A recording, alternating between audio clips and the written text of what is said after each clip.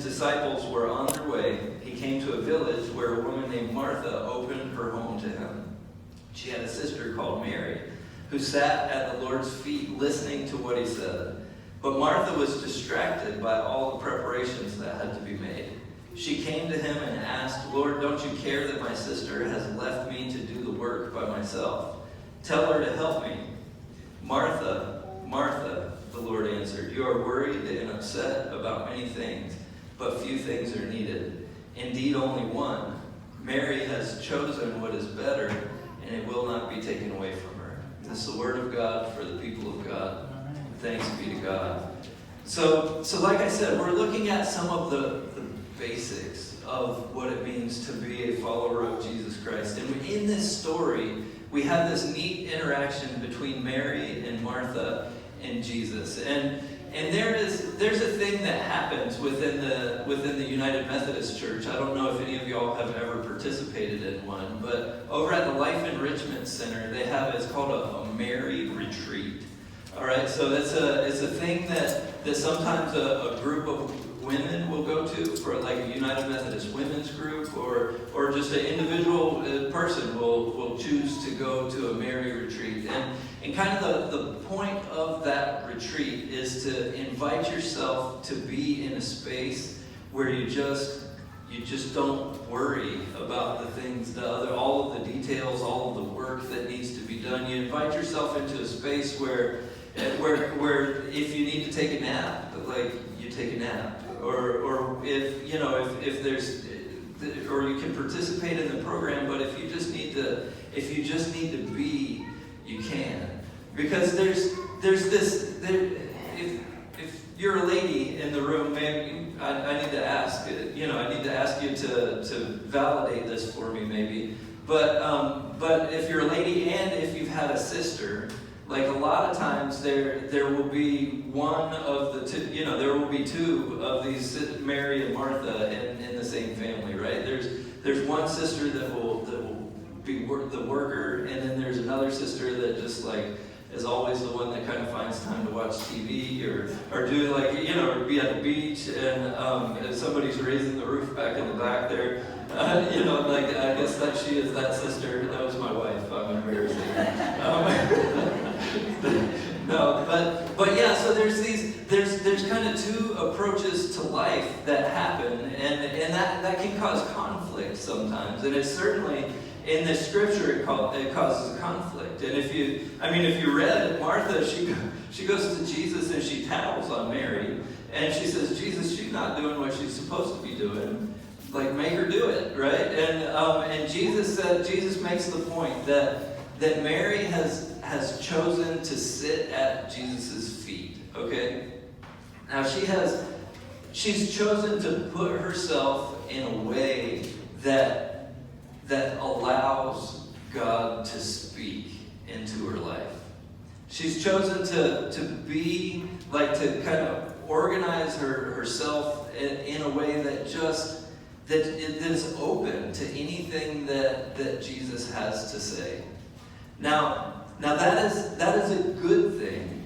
That's a very good thing. The way I want to make sure to point this out too is that the way Martha is approaching the world is not necessarily a bad thing, though. All right? Now, because it would be real easy to say that, oh, Mary is right and Martha is wrong, and then just go with that. But if you take into consideration the story we read last week, which is the verses that are right in front of this story, it was the parable of the Good Samaritan. Which the parable of the Good Samaritan is all about working, right? It's all about a man that comes and he finds a man that's been beaten up, and he puts him on his donkey and goes and takes him to an inn and takes care of him and does all of this work that has to be done. And then so that story is all about, it is the right thing to do the work that is required. And then the verses that are right after that are Mary sitting at Jesus' feet, and that is the right thing to do. So it's kind of fascinating, and I think what's going on here with both of these stories, and as we hold them in contrast with one another, I think what's being pointed out is that there has to be some balance. And in our spiritual life, there has to be some balance in our willingness to be shaped by Christ, our willingness to listen to Jesus' voice, our willingness to hear what God has to say, and then the work that we do for the kingdom, or the work that we're doing in this world. There has to be balance in there someplace, because one without the other can be really unhealthy. Now I know some people that they will, and as a pastor and in seminary, they kind of teach you about this a little bit. There's a thing, it's called religious addiction. I don't know if you've ever heard that term before, but there are folks that approach the church in a way that it just becomes, that it just overwhelms them, and they don't set good, clear boundaries, and it just becomes all of what they are about, and then it just kind of it overwhelms them, and it ends up, sometimes it ends up being that church becomes a place where you're running away from God. You might be participating in everything that is going on, but you find yourself so busy that you're actually not in the space where you're listening to God, where you're running from God, and that's a thing that happens, and there's a real fine line in there someplace of how to balance it all out and how to maintain a healthy spiritual life, and that balance is tricky sometimes because in the spiritual life, this is a normal thing that happens, is as you find yourself willing and able to sit at Jesus' feet, then and hear God speak into your life, then it becomes real quick that you start to hear and you start to feel stuff that could make you uncomfortable. Like, well, I'm just not quite okay with that. Or maybe it's something that happened, a trauma or something that happened early in life, and you'd just rather not deal with it. And some people run away from the church in that. Other people run completely headlong into the church to distract themselves to the point that they can't deal with it, right? But in this spiritual life, in this thing that we're doing, faith, the invitation is to grow deeper. The invitation is to allow Jesus Christ, who he was, to shape who you are, and me as well, me included. That's the invitation in this, and it does get uncomfortable. But as you're going, you certainly are going to come to places where there's resistance. But the invitation is always to allow Christ to shape who we are, and that's why I invited us to start our prayer time with the centering prayer this morning.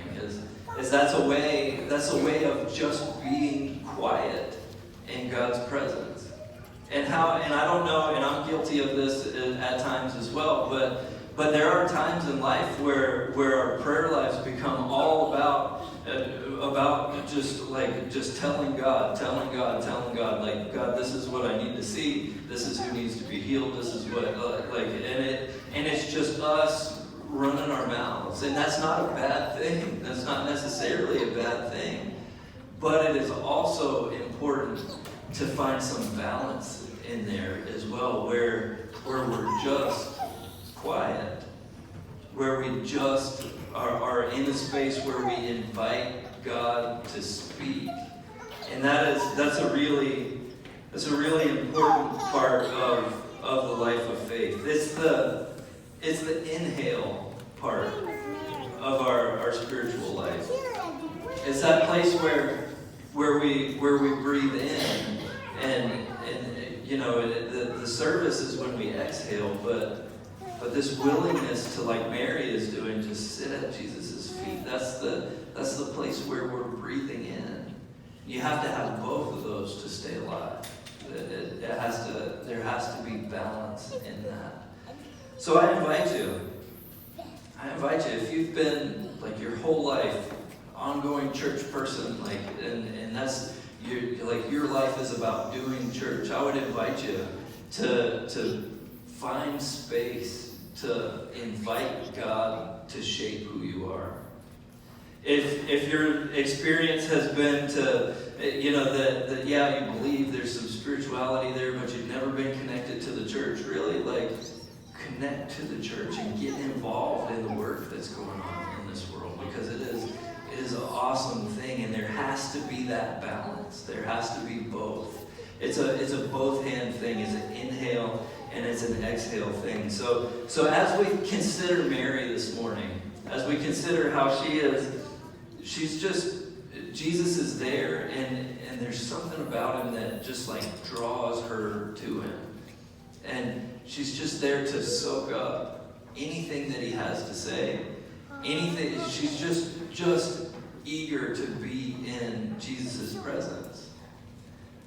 I want to invite you to invite that into your own life, into your own practice of your faith, to allow yourself to be shaped by Christ, to allow your choices to be shaped by Jesus Christ, who he was, how he treated people, to allow your priorities to be shaped by Christ.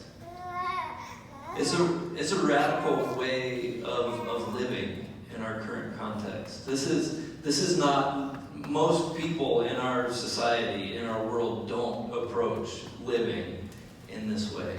This is what makes Christians different. This is what grounds and what centers a Christian person, is our willingness to allow Christ to shape who we are. That's the invitation this morning, and that's the good news that we have this morning as well. That we have this opportunity to connect with our God, the creator of everything that is. And it is an opportunity that if you let it go, sure, things might be fine. Things might be all right, but there is something that you're missing if you don't allow Christ to shape who you are, to speak into your life. I want to thank you for being here this morning. We're going to sing one more